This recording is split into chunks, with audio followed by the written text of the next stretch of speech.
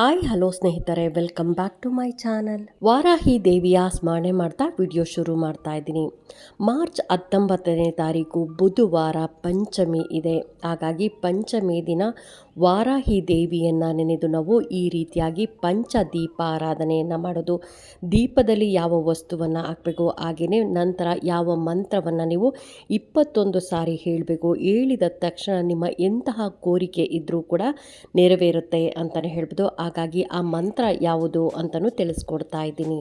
ವಾರಾಹಿ ದೇವಿಗೆ ಪಂಚಮಿ, ಅಷ್ಟಮಿ, ಹಾಗೆಯೇ ಅಮಾವಾಸ್ಯೆ, ಹುಣ್ಣಿಮೆ ಹಾಕ್ಬೋದು. ಹಾಗೆಯೇ ಮಂಗಳವಾರ, ಶುಕ್ರವಾರ ದಿನಗಳಲ್ಲಿ ತುಂಬಾ ಶಕ್ತಿ ಇರುತ್ತೆ ಸ್ನೇಹಿತರೆ. ಹಾಗಾಗಿ ಈ ದಿನಗಳಲ್ಲಿ ನಿಮ್ಮ ಏನೇ ಕಷ್ಟಗಳಿದ್ರೂ ಕೂಡ ಅಮ್ಮನ ಹತ್ರ ಹೇಳ್ಕೊಳ್ಳೋದ್ರಿಂದ ಕ್ಷಣ ಮಾತ್ರದಲ್ಲೇ ಅಮ್ಮ ನಿಮ್ಮ ಕಷ್ಟಗಳನ್ನೆಲ್ಲ ಬಗೆಹರಿಸ್ತಾಳೆ ಅಂತಲೇ ಹೇಳ್ಬೋದು.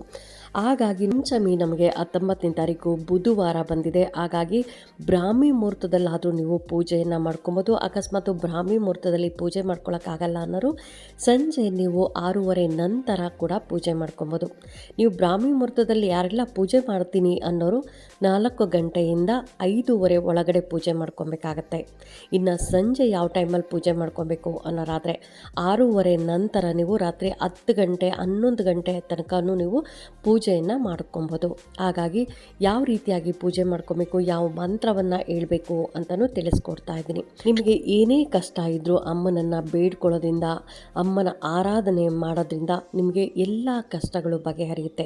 ಇದಕ್ಕೇನು ಅಮ್ಮನ ಫೋಟೋ ಬೇಕೇ ಬೇಕು ಅಂತ ಇಲ್ಲ ಸ್ನೇಹಿತರೆ, ಅಥವಾ ವಿಗ್ರಹ ಬೇಕು ಅಂತ ಏನೂ ಇಲ್ಲ. ನಿಮ್ಮ ಮನೆಯಲ್ಲಿ ಫೋಟೋ ವಿಗ್ರಹ ಇಲ್ಲ ಅಂದರೂ ನೀವು ಒಂದು ಮನೆ ಮೇಲೆ ಒಂದು ದೀಪವನ್ನು ಇಟ್ಟು ಆ ದೀಪದ ಮುಂದೆ ನೀವು ಪಂಚ ದೀಪ ಆರಾಧನೆಯನ್ನು ಮಾಡಬೇಕಾಗತ್ತೆ.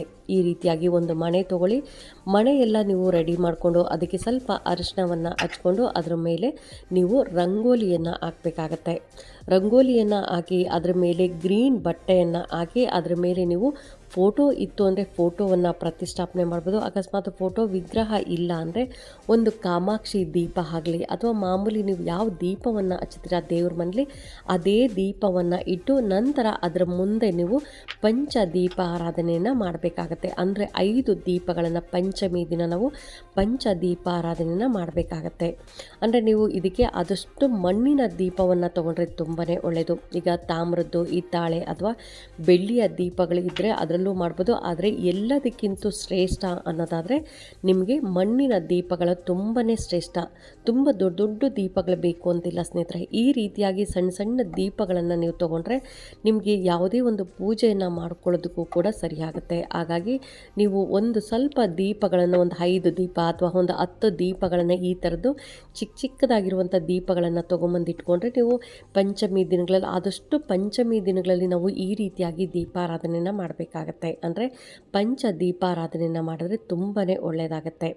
ಇನ್ನು ಯಾರೆಲ್ಲ ಪ್ರಾಬ್ಲಮ್ಮಲ್ಲಿದ್ದೀರಿ, ಯಾರೆಲ್ಲ ಕಷ್ಟದಲ್ಲಿದ್ದೀರಾ ನೋಡಿ, ಎಲ್ಲರೂ ವಾರಾಹಿ ದೇವಿಯನ್ನು ನೆನೆದು ಈ ರೀತಿಯಾಗಿ ಮಾಡಬೇಕಾಗತ್ತೆ. ತುಂಬ ವರ್ಷಗಳಿಂದ ಕೋರ್ಟ್ ಕೇಸ್ ನಡೀತಾನೆ ಇದೆ, ಯಾಕೋ ಪ್ರಾಬ್ಲಮ್ ಸಾಲ್ವ್ ಆಗ್ತಾನೇ ಇಲ್ಲ ಅನ್ನೋರು, ಇನ್ನು ಮಕ್ಕಳು ಚೆನ್ನಾಗಿ ಓದಬೇಕು ಅನ್ನೋರು, ಇಲ್ಲ ಮನೆಯಲ್ಲಿ ಆರೋಗ್ಯ ಎಲ್ಲರ ಒಬ್ಬರ ಆದಮೇಲೆ ಒಬ್ಬರ ಆರೋಗ್ಯ ಹಾಳಾಗ್ತಿದೆ, ಆರೋಗ್ಯ ಸರಿ ಹೋಗಬೇಕು ಅನ್ನೋದಾಗಲಿ, ಅಥವಾ ನಾನೇನೋ ಬಿಸ್ನೆಸ್ ಮಾಡೋಕ್ಕೆ ಕೊಟ್ಟಿದ್ದೀನಿ, ನನಗೇನೇ ಟ್ರೈ ಮಾಡಿದ್ರು ನನಗೆ ಬಿಸ್ನೆಸ್ ಆಗ್ತಾ ಇಲ್ಲ ಅನ್ನೋರಾಗಲಿ, ಅಥವಾ ನಾನು ಜಾಗ ಹುಡುಕ್ತಾ ಇದ್ದೀನಿ, ಜಾಗನೇ ನನಗೆ ಸಿಗ್ತಾ ಇಲ್ಲ ಅನ್ನೋರಾಗಲಿ, ಅಥವಾ ನನಗೆ ಕೆಲಸದಲ್ಲಿ ತುಂಬಾ ಬಾಸಿಂದ ಕಿರಿಕಿರಿ ಇದೆ, ಎಲ್ಲದಕ್ಕೂ ಕಿಟಿಕಿಟಿ ಮಾಡ್ತಾ ಇರ್ತಾರೆ, ಆ ಕಿಟಿಕಿಟಿಯಿಂದ ನನಗೆ ಪರಿಹಾರ ಬೇಕು ಅನ್ನೋರಾಗಲಿ, ಈ ರೀತಿಯಾಗಿ ಏನೇ ಒಂದು ಪ್ರಾಬ್ಲಮ್ ಇದ್ದರೂ ಕೂಡ ನೀವು ವಾರಾಹಿ ಅಮ್ಮನನ್ನು ಬೇಡಿಕೊಂಡು ಈ ರೀತಿಯಾಗಿ ಪಂಚ ದೀಪ ಆರಾಧನೆಯನ್ನು ಮಾಡಬೇಕಾಗತ್ತೆ. ಇಲ್ಲಿ ನಾನು 5 ದೀಪಗಳಿಗೂ ಅರಿಶಿನ ಕುಂಕುಮವನ್ನು ಹಚ್ಕೊಂಡಿದ್ದೀನಿ. ಹಾಗೆಯೇ 5 ವೀಳ್ಯದೆಲೆನ ತೊಗೊಂಡಿದ್ದೀನಿ. ಸ್ವಲ್ಪ ಚೆನ್ನಾಗಿರುವಂಥ ವೀಳ್ಯದೆಲೆ ತೊಗೊಬೇಕಾಗತ್ತೆ. ಏಕೆಂದರೆ ಎಲ್ಲೂ ಹೋಲ್ ಇರಬಾರ್ದು, ಹಾಗೆಯೇ ಹರಿದಿರಬಾರ್ದು, ಮತ್ತು ಅದು ತೊಟ್ಟು ಅಂತ ಬರುತ್ತದಲ್ಲ ಅದನ್ನು ಕೂಡ ಮುರಿದಿರಬಾರ್ದು, ಅಂತಹ ಎಲೆಗಳನ್ನು ತೊಗೊಬೇಕಾಗತ್ತೆ. ತೊಗೊಂಡು ನೀವು ಅದರ ಮೇಲೆ ಅರಿಶಿನ ಕುಂಕುಮ ಎಲ್ಲ ಹಚ್ಕೊಂಡಿರ್ತೀರ, ಅದಕ್ಕೂ ಕೂಡ 5 ಕಡೆ ಅರಿಶಿನ ಕುಂಕುಮ ಹಚ್ಕೊಬೇಕು. ವೀಳ್ಯದೆಲೆಗೂ ಮಧ್ಯದಲ್ಲಿ 3 ಕಡೆ, ಹಾಗೆಯೇ ಒಂದು ತೊಟ್ಟಿನ ಭಾಗ, ಇನ್ನೊಂದು ಕೊನೆಯ ಭಾಗ, ಎರಡೂ ಭಾಗಗಳಲ್ಲೂ ನೀವು ಅರಿಶಿನ ಕುಂಕುಮವನ್ನು ಹಚ್ಕೊಬೇಕಾಗತ್ತೆ. ಇನ್ನು ನಂತರ ಅದನ್ನು ಒಂದು ತಟ್ಟೆಯಲ್ಲಿ ಇಟ್ಕೊಬೇಕು. ಅಂತಂದರೆ ನೀವು ತಾಮ್ರದ ತಟ್ಟೆ ಆಗಲಿ, ಹಿತ್ತಾಳೆ ತಟ್ಟೆ ಆಗಲಿ, ಹಾಗೆ ಬೆಳ್ಳಿ ತಟ್ಟೆಯಲ್ಲೂ ಕೂಡ ನಾವು ದೀಪಾರಾಧನೆಯನ್ನು ಮಾಡ್ಬೋದು. ಯಾವುದೇ ಕಾರಣಕ್ಕೂ ನೀವು ಪ್ಲಾಸ್ಟಿಕ್ಕು ಹಾಗೆಯೇ ಸ್ಟೀಲ್ ತಟ್ಟೆ ಉಪಯೋಗ್ಸೋಕೆ ಹೋಗ್ಬೇಡಿ. ಈಗ ನನ್ನ ಹತ್ರ ಪ್ಲಾಸ್ಟಿಕ್ಕೇ ಇರೋದು, ಬೇರೆ ತಟ್ಟೆ ಇಲ್ಲ, ಅಥವಾ ಸ್ಟೀಲ್ ತಟ್ಟೆನೇ ಇರೋದು, ಬೇರೆ ತಟ್ಟೆ ಇಲ್ಲ ಅನ್ನೋರು ನೀವು ಅಡಿಕೆ ತಟ್ಟೆಲ್ಲೂ ಕೂಡ ಉಪಯೋಗಿಸ್ಬೋದು ಸ್ನೇಹಿತರೆ. ಅಡಿಕೆ ತಟ್ಟೆ ಉಪಯೋಗಿಸ್ಕೊಂಡು ಈ ರೀತಿಯಾಗಿ ದೀಪಾರಾಧನೆಯನ್ನು ಮಾಡ್ಬೋದು.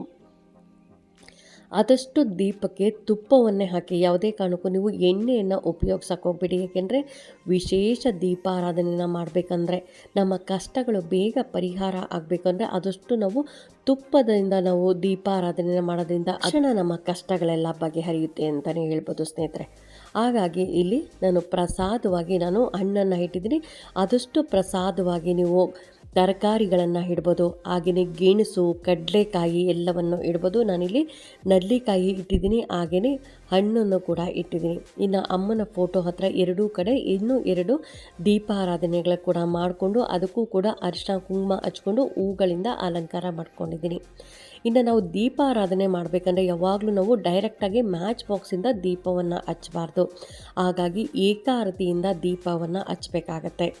ಇನ್ನು ಅಮ್ಮನಿಗೆ ಧೂಪ ಅಂದರೆ ಬಹಳ ಪ್ರೀತಿ. ಹಾಗಾಗಿ ನೀವು ಅಮ್ಮನಿಗೆ ಧೂಪವನ್ನು ಹಾಕಲೇಬೇಕು. ಪಂಚಮಿ ದಿನ ಆಗಲಿ ಅಥವಾ ಅಷ್ಟಮಿ ದಿನಗಳಲ್ಲಿ, ಮತ್ತು ನೀವು ಅಮಾವಾಸ್ಯೆ, ಹುಣ್ಣಿಮೆ ದಿನಗಳಲ್ಲಿ ಆದಷ್ಟು ನೀವು ಧೂಪವನ್ನು, ಅತಿ ಹೆಚ್ಚು ಧೂಪವನ್ನು ಮನೆಯಲ್ಲಿ ಹಾಕಬೇಕಾಗತ್ತೆ ಸ್ನೇಹಿತರೆ.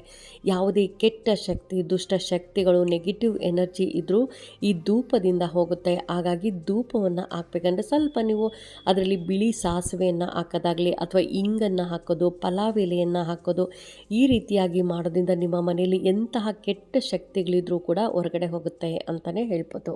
ಇಲ್ಲಿ ನಾನು ದೀಪಗಳನ್ನು ಏಕಾರತಿಯಿಂದ ದೀಪವನ್ನು ಹಚ್ಕೊತಾ ಇದ್ದೀನಿ. ಯಾವುದೇ ಕಾರಣಕ್ಕೂ ನೀವು ಡೈರೆಕ್ಟಾಗಿ ಮ್ಯಾಚ್ ಬಾಕ್ಸಿಂದ ಹಚ್ಚಕ್ಕೆ ಹೋಗಬಾರ್ದು. ಇನ್ನು ದೀಪದಲ್ಲಿ ಯಾವ ವಸ್ತುವನ್ನು ಹಾಕಬೇಕು ಅನ್ನೋದಾದರೆ ಅರಿಶಿನ. ಎಲ್ಲರ ಮನೆಯಲ್ಲಂತೂ ದೇವ್ರ ಮನೇಲಿ ಅರಿಶಿನ ಇದ್ದೇ ಇದೆ ಸ್ನೇಹಿತರೆ. ತುಂಬಾ ಮಂಗಳಕರ ವಸ್ತು ಅಂತಲೂ ಹೇಳ್ಬೋದು ಅರಿಶಿನವನ್ನು. ಹಾಗಾಗಿ ನಾನು ಒಂದೊಂದು ಚಿಟಿಕೆ ಆಗಷ್ಟು ಒಂದೊಂದು ದೀಪಕ್ಕೆ ಅರಿಶಿನವನ್ನು ಹಾಕ್ಕೊಂಡಿದ್ದೀನಿ.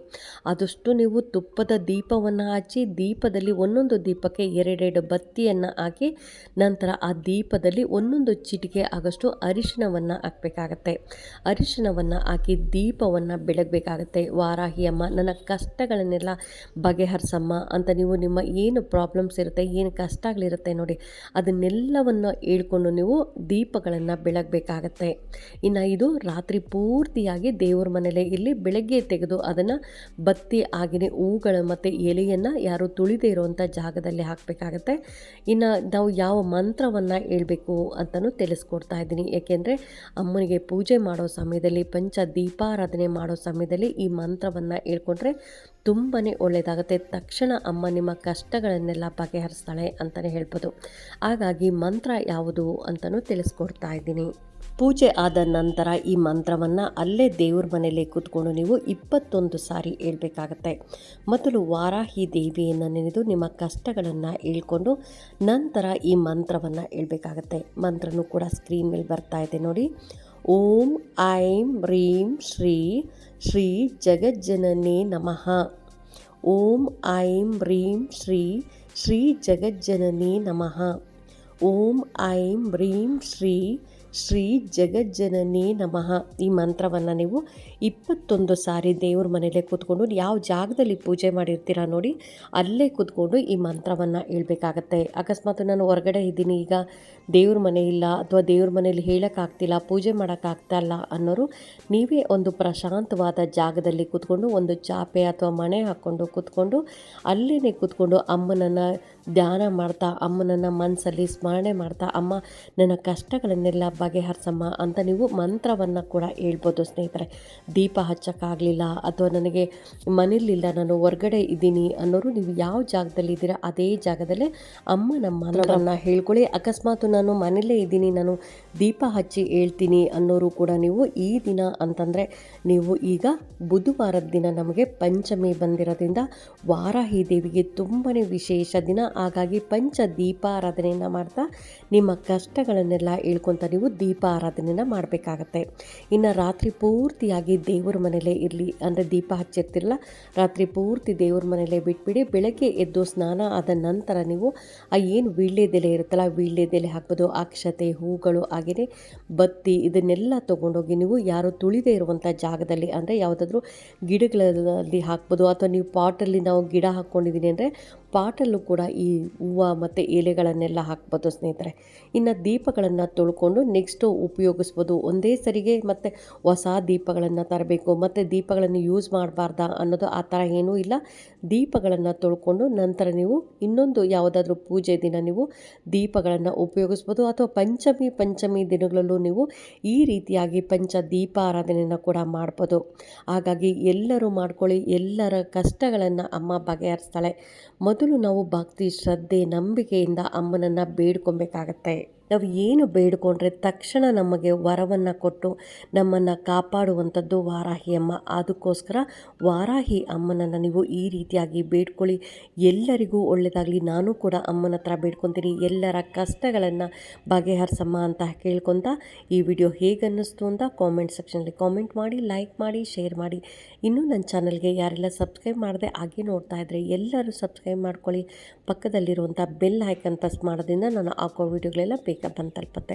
ಆದಷ್ಟು ಪಂಚಮಿ ದಿನಗಳಲ್ಲಿ, ಅಷ್ಟಮಿ, ಹಾಗೆಯೇ ಅಮಾವಾಸ್ಯೆ, ಹುಣ್ಣಿಮೆ ದಿನಗಳಲ್ಲಿ ವಾರಾಹಿ ದೇವಿಯ ಮಂತ್ರಗಳನ್ನು ಹೇಳ್ಕೊಳ್ಳಿ ಅಂತ ಹೇಳ್ತಾ ಥ್ಯಾಂಕ್ ಯು.